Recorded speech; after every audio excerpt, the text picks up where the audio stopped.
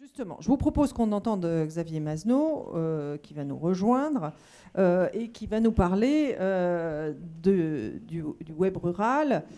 Si je peux l'appeler comme ça, il va nommer tout ça avec ses terminologies. Xavier, merci de vous représenter, enfin de vous présenter.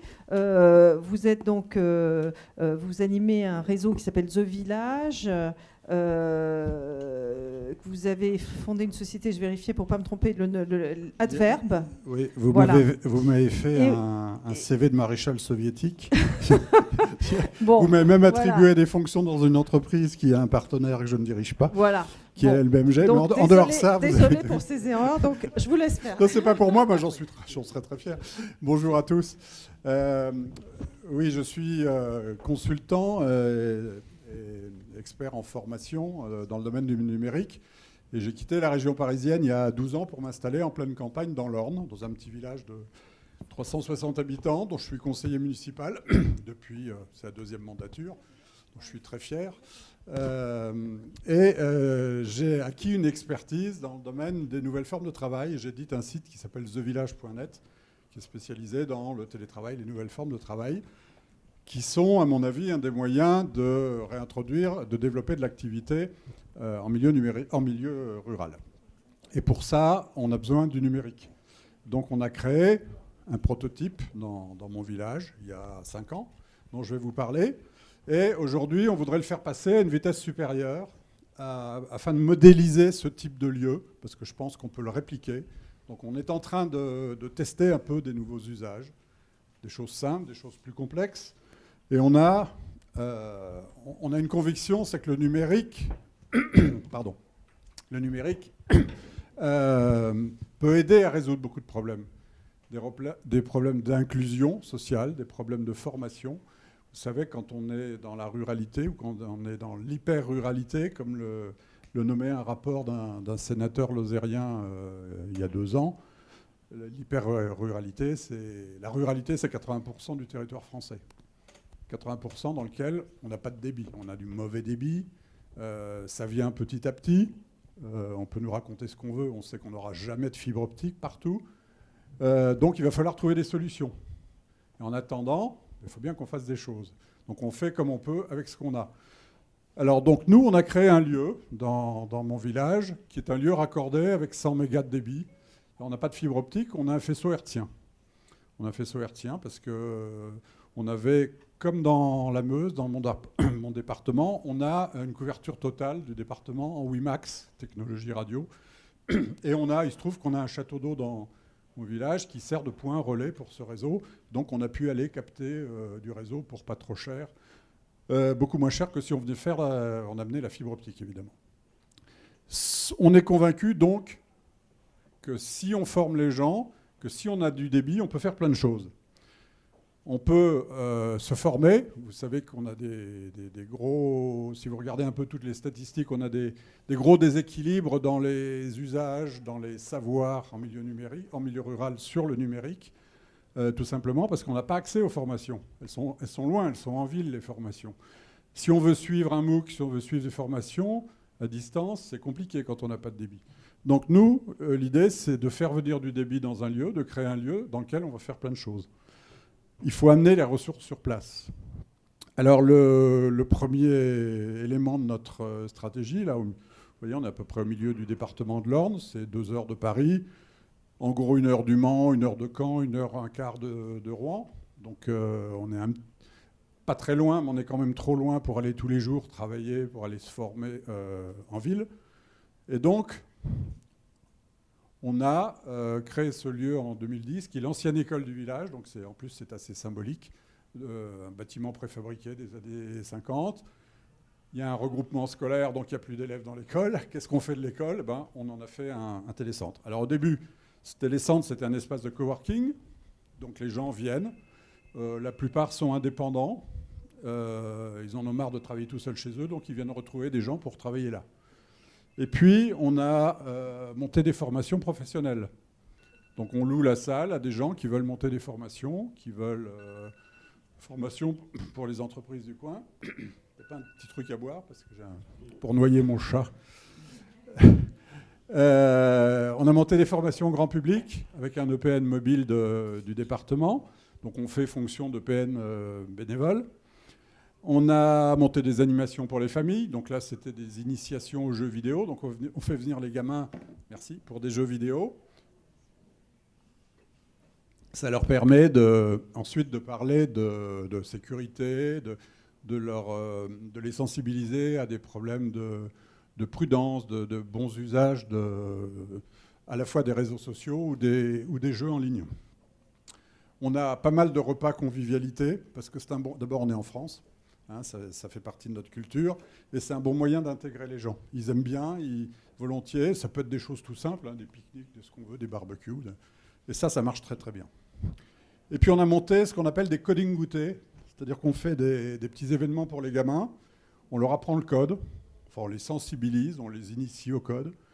Il y en a certains qui accrochent et donc qui veulent aller plus loin, ou à la robotique. Donc là on utilise un jeu de Lego spécialisé qui permet de faire des trucs déjà assez sophistiqués pour pas cher. On a lancé une animation très régulière qui s'appelle les bricomatiques. Donc c'est une espèce de bidouille informatique. Donc là, il y a un type qui était venu, un de nos copains qui était venu avec un drone, qui a fait une démonstration de drone. Tout le monde a bidouillé, a regardé comment ça se passait. D'autres fois, c'est un petit robot. D'autres fois, c'est des processeurs Arduino. C'est un truc de geek quand même, hein. Et puis l'année dernière, on a lancé la première formation rurale de codeurs. Alors sur le même format que WebOGreen. C'est WebOGreen qui s'appuie sur le format de... Oui, mais je dis même parce que je suis à Verdun. Donc on a lancé ça pendant 6 mois aussi, hein, c'était à peu près le même cursus que le vôtre, très centré, parce que j'ai vu qu'il y avait des anciens stagiaires qui étaient là, très centré sur Ruby on Rails, avec des bons résultats aussi. Hein, on a fait ça avec moins de moyens qu'à Bras, parce que Bras, ils ont bénéficié des erreurs qu'on a pu faire avant. C'est toujours bien de ne pas être le premier. Et donc, on a quand même eu un bon succès, et donc on va en remonter une en espérant dans une meilleure situation. On est en train de monter un Fab Lab. On a eu un soutien de la Fondation Orange, qui nous permet d'acheter un peu de matériel. La Fondation Orange a un programme qu'elle a lancé pour la 2e année sur les Fab Labs. J'ai oublié le nom. Monsieur d'Orange peut-être s'en souvient. Fab Lab solidaire. Merci. Fab Lab solidaire. Ce qui est très intéressant, c'est qu'on se retrouve dans un réseau de gens qui ont été nominés comme nous, un peu partout, y compris dans des pays où ils sont encore moins gâtés que nous en débit, comme en Afrique ou dans d'autres pays. Donc ça finit par faire un petit réseau de compétences et de connaissances assez intéressant. Et puis la dernière brique qu'on est en train de monter, c'est de l'accompagnement de projets économiques. Et là, des partenariats avec l'ADI pour du microcrédit. Donc ils viennent, ils font un exposé, ils sont venus voir à la fin de la formation de codeur. On a fait 15 jours d'accompagnement à la création d'entreprises. Et le dernier élément qu'on voudrait ajouter, c'est une coopérative, comme vous êtes en train de le faire à Bras d'ailleurs, pour les anciens stagiaires, ceux qui ne veulent pas être tout seuls partis, se lancer tout seuls dans la nature, qui puissent être aidés, accompagnés. Voilà. Donc, tout ça, c'est une espèce de prototype.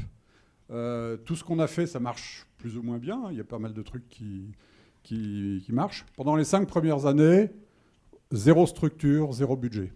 Donc vous voyez qu'on peut faire beaucoup de choses.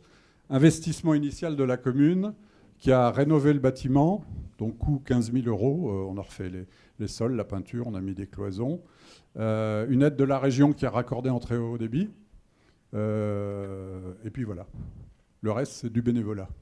Alors maintenant, on veut passer à la vitesse supérieure. Donc on a besoin de se structurer un peu, de communiquer, d'animer, etc. De se structurer un petit peu, donc ça va coûter un peu d'argent. Mais vous voyez qu'on peut faire des choses sans dépenser forcément des fortunes. Alors il se trouve qu'on a 100 débits symétriques. C'est rare d'avoir ça à la campagne. Mais on peut toujours se débrouiller pour avoir des solutions. Monsieur disait tout à l'heure, aujourd'hui on a de la 4G, bientôt de la 5G, du satellite. Bon, c'est pas idéal parce que les forfaits sont pas, pour les datas, c'est pas terrible. on peut avoir 2 box, on peut bidouiller, on peut avoir des choses. Il faut savoir qu'en Afrique, il y a des gens qui travaillent, qui font plein de trucs avec des modems de 256K comme on avait il y a 10 ans. Donc le débit, c'est bien quand on en a, mais si on n'en a pas, on peut quand même faire des choses. Ça, c'est un message positif que je voulais vous faire passer. Quand je voyais deux maires là, qui étaient malheureux du débit dans leur commune, je ne dis pas qu'il ne faut pas avoir de débit, hein, attention. Il faut avoir du débit, mais n'attendez pas la fibre optique pour faire quelque chose, parce que sinon vous y serez encore dans 20 ans. Ça, c'était le premier message positif. Merci. Oui, je voulais juste compléter. Bien, oui, avec la complément. Tout à fait. On voit bien la logique de tiers-lieu, là, hein, dans ce que tu as fait à Boitron. Et cette démarche de Work Lab nous intéresse à nous, ici au Pays de Verdun, sur un territoire rural, très rural. Et l'objectif, c'est d'essayer, dans le cadre d'un des volets du Pays de Verdun, le volet coopération, de faire effectivement un partenariat entre Boitron, le style Boitron avec ce Work Labs, et puis un territoire et une commune. Voilà, appel à candidature. Rural, évidemment, hein, c'est pas Bras, c'est un peu ce qui est un peu dans un autre style, mais voilà, donc c'est pas ça. C'est d'essayer de trouver. Est-ce que c'est au nord, près de Stenay, Montmédy, ou est-ce que c'est plus l'Argonne? Parce que l'Argonne, c'est un territoire, je veux dire, qui est un peu moins favorisé que l'Est, Spincourt et compagnie, avec tout le bénéfice du sillon. L'emploi n'est pas le même, donc je pense qu'on va on va lancer cette coopération pour essayer justement de pouvoir initier le même projet que vous en partenariat. Alors, quand on a lancé cette idée de prototyper un tiers-lieu, l'objectif, c'est de finir l'année, notre expérimentation. Le Fab Lab est en travaux, donc il faut qu'il tourne un petit peu déjà. Il faut qu'on finisse notre coopérative. Il y a encore des trucs d'expérimentation à terminer. Mais une fois que ça sera terminé, c'est de le modéliser et de mettre ce modèle en open source. Et ensuite, de faire un appel à candidature de gens qui sont intéressés pour qu'on puisse les accompagner éventuellement ou les aider s'ils veulent répliquer la même chose. Comme dirait l'autre, la boîte à outils, on vous balance la boîte à outils. Éventuellement, on vous aide si vous n'arrivez pas à monter le meuble Ikea tout seul. On peut vous aider aussi pour aller voir Orange ou pour aller vous faire profiter des relations que nous, on a pour vous aider dans votre commune.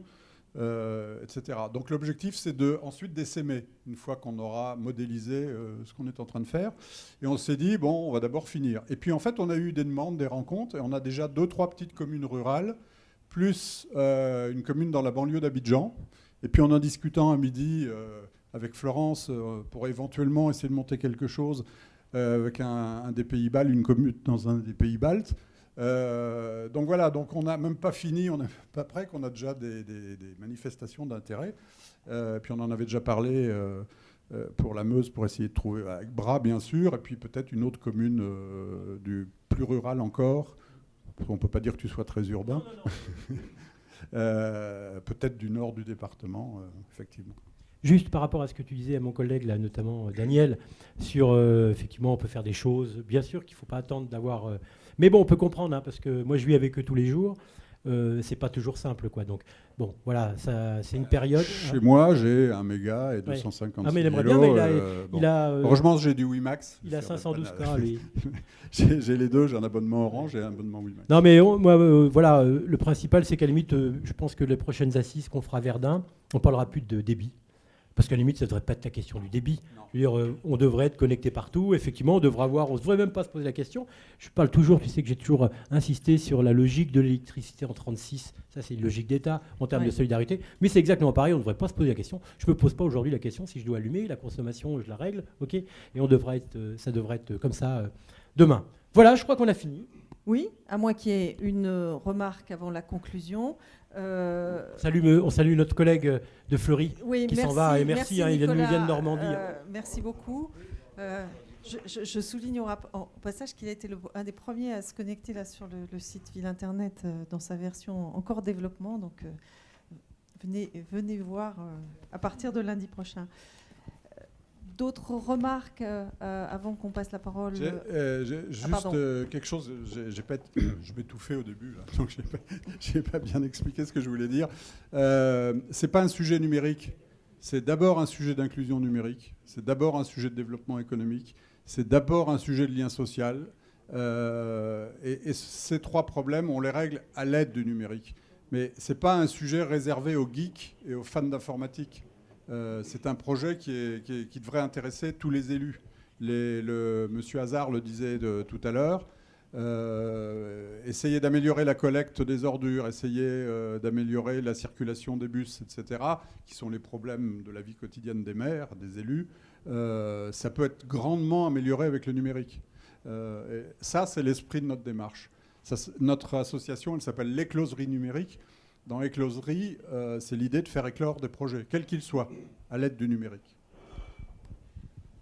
Bravo, merci beaucoup. Merci, Merci Xavier. Voilà. Là, l'exemple est d'autant plus intéressant que vous faites au local et vous déployez dans des réseaux pour que ça se démultiplie, et ça c'est très bien. Une dernière Oui, une intervention très remarque. courte. Non, Moi j'ai beaucoup apprécié d'avoir entendu ici mode coopératif, lien social et surtout lien économique, puisque nos projets c'est aussi économique et emploi. Julien le sait bien. On sait tous que les moyens financiers, ils se raréfient. Le temps, la rapidité des changements en matière numérique, c'est un élément déterminant dans toute cette histoire. Et je voudrais dire par là qu'on pourra certainement réussir et aller au bout de ces projets. Vous avez parlé de projets, c'est extrêmement intéressant. Simplement si on est capable de coopérer à tous les niveaux. Parce que le territoire a besoin des établissements publics, les établissements publics ont besoin des territoires, des services de l'État, des services de toutes sortes, des associations. On a eu le carrefour des métiers tout à l'heure, le carrefour des Pays Lorrains, pardon. Des Pays Lorrains. Merci.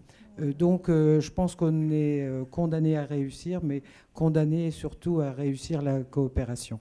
Voilà, c'est tout ce que je voulais dire, et merci à tous. Merci beaucoup. Alors, on va... Ah oui, bien sûr.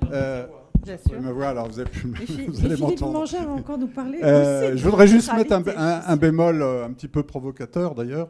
Je ne crois pas que la puissance publique soit un bon acteur, en l'occurrence. La puissance publique doit aider à faire émerger les projets. Et la puissance publique a un rôle à jouer dans l'infrastructure. Mais c'est pas... La puissance publique n'est pas un bon opérateur de ce genre de lieu. Le milieu associatif, le privé, et d'ailleurs, c'est une bonne chose que ça soit le privé parce qu'il faut y trouver des logiques économiques si vous voulez que ça perdure. Vous parliez de restriction des dotations de l'État, de baisse des budgets, etc. C'est un contexte que vit tout le monde. Si on attend d'avoir des subventions, etc., on rallonge les projets, on les rallonge. Il faut qu'on coopère avec le public, il faut que les associations, que les acteurs privés y trouvent une logique, il faut que le public y trouve une logique. Et ça, il y a des endroits où ça se fait très bien, ce mode de fonctionnement, puis des endroits où ça ne se fait pas. Donc il faut le créer. Et nous, ce qu'on va chercher, quand on aura fini notre expérimentation et qu'on va diffuser, c'est qu'on va chercher des porteurs de projets. Et on va les aider éventuellement à aller voir leur maire, à aller voir le conseil départemental, à aller voir le conseil régional. Mais ce qu'il faut, c'est des gens qui portent le projet, qui soient passionnés.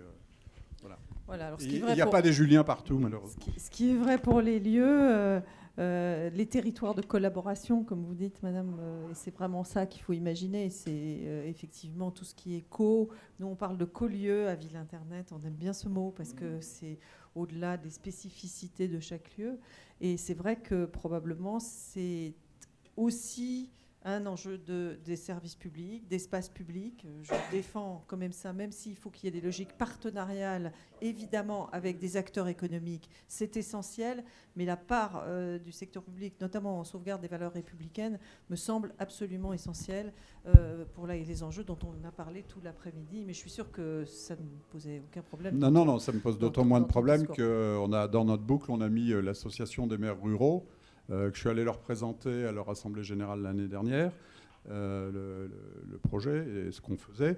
Je dis juste que le temps, les modes d'intervention du public, les durées sont pas adaptées à ce genre de projet. Le numérique, elles vont évoluer. On peut espérer qu'elles évoluent.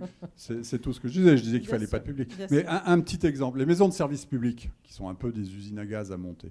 Bah, vous faites une maison de service public dans un truc comme ça. Vous le montez en même temps. Ouais. Voilà. Puis Vous avez faites des mairies, hein. Oui, Vous avez des mairies. mairies, hein. C'est des maisons de service public, je crois. Oui, hein. oui.